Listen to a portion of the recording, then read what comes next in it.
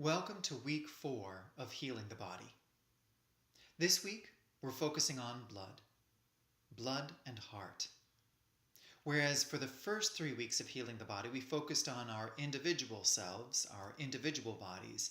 This week, we focus on our relationships with family members and loved ones, so blood and heart.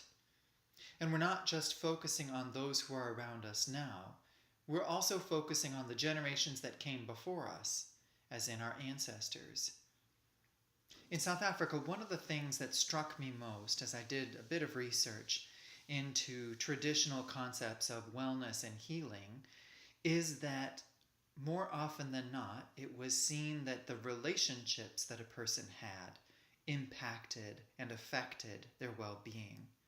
In other words, if a person was found to be unwell, if they found themselves unwell, there would be questions asked about, so how are my relationships with my loved ones, with my spouse, with my children?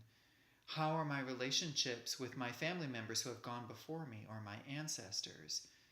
And very often, these relationships had to be reconciled, had to be made whole again in order for there to be healing. So another of the themes for this week is on reconciliation in our relationships.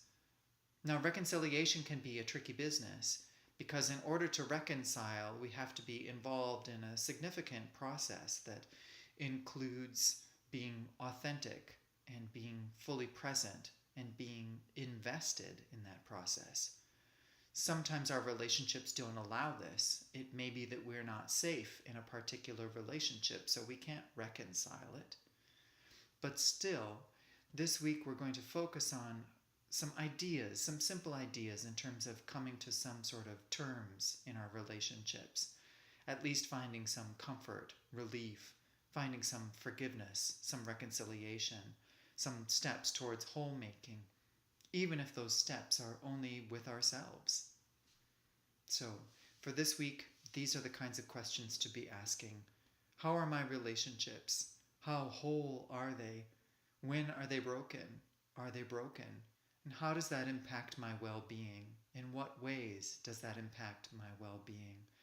What are my hopes and fears and dreams for these relationships? Those are the questions for the week. That's the lay of the land.